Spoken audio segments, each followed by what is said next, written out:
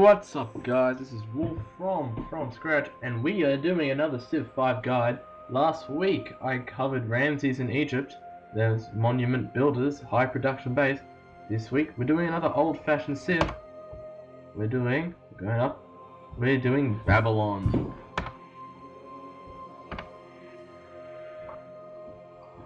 So let's first talk, as always, about their special ability, Ingenuity.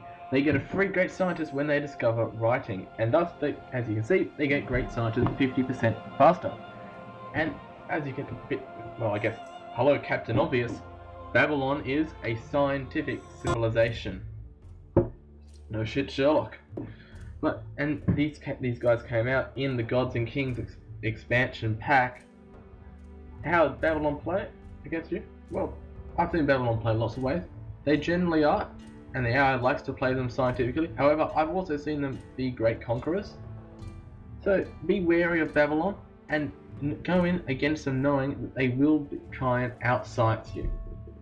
But enough about how they play. How do you play them? That's probably what you're asking. So first, Babylon's first unique unit is the Bowman, which replaces the Archer. It gains just another 2 range combat strength than its Archer counterpart. It's not too bad. It's a good defensive unit, along with its Babylon's unique building, which are in a better wall, which I'm about to show you. It makes up for some good defensive play for them. So, due to Babylon's unique unit being the Bowman, the Temple of Artemis really should be a bit of a priority if you're gonna seek out some great defense and you plan on expanding a lot. Then the Temple of Artemis should be a priority due to your 15% production with a ranged unit. Your unique unit being the Bowman, being a ranged unit. Therefore, makes sense. Artemis, Bowman, double win. And here's our Bowman Babylonian friends, plus 2 range strength, and it makes him just a little bit tougher than his normal counterpart. So it's a pretty valuable unit for early game play.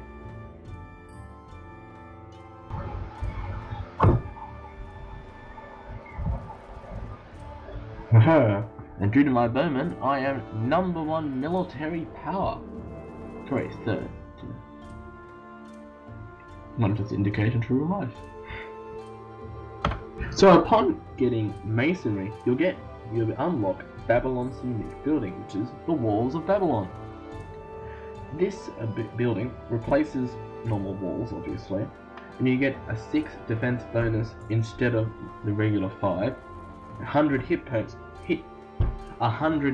points over the regular 50. All of this plus Babylon's unique unit, the Bowman, it makes for great defensive strategy. So when choosing your Pantheon for Babylon, obviously the obvious choice would be a science ability. Besides, of course, you can do whatever you want, production, border growth, really up to your style of play. So obviously, Babylon being the obvious science, civilization, I'll go science today. And that really means I'm going to be playing in an expansionist fashion, which the AI does tend to do quite a lot. So probably, if I continue playing, I'll probably be adopting the order policy tree, and I will be communist. So come with me, comrades, and we will have science victory! That was an awful Russian impression. I promise I won't do anymore. And here, earlier, I was talking about Babylon's special ability, Ingenuity. Well, once you discover writing, you'll get a free scientist. And because of that, you increase the rate of getting great scientists 50%, which is pretty good. Let's be honest, it's very good. So when you get your great scientist, I recommend, because it's early game, there's nothing really important to get. So you should set up your science first and create an academy. That way you're getting the most out of it in the long run, rather than using it up. Because what have I got to research really? I've got drama and poetry. Let's face it, when you do animal husbandry, sailing, all those little ones, that's going to go down to 4 turns eventually. So it's not until really we're getting into, let's face it, computers, rocketry, really when I'm doing the space race, that I'm going to use great scientists like that.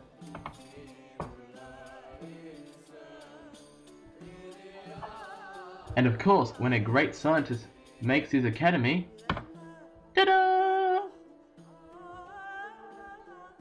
The first Babylon Academy of Science and cool stuff. I think that's an appropriate name. Hey, post in the comments if you think there's a better name for it. There we go. Actually, I wouldn't want to go to that academy. Look at that. If the tide goes up, it'll all be washed over.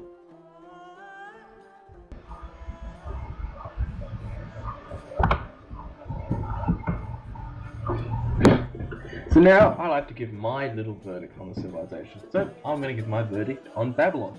Babylon is about science in big capital letters. They get a great early bonus towards this, which is good if they continue along that path for late game. Thus, their bonuses such as the Bowmen and the walls of Babylon really let them to dig in and research. That academy bonus is absolutely great for early science, and you really shouldn't go past the Hagia Sophia with that little faith boost. The free great scientist you get does not increase the cost of producing your next one.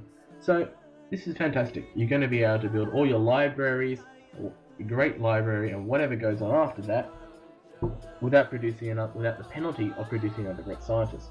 So your science is just going to go up. That's Babylon, great science civ. Came out with Gods and Kings DLC. That's me.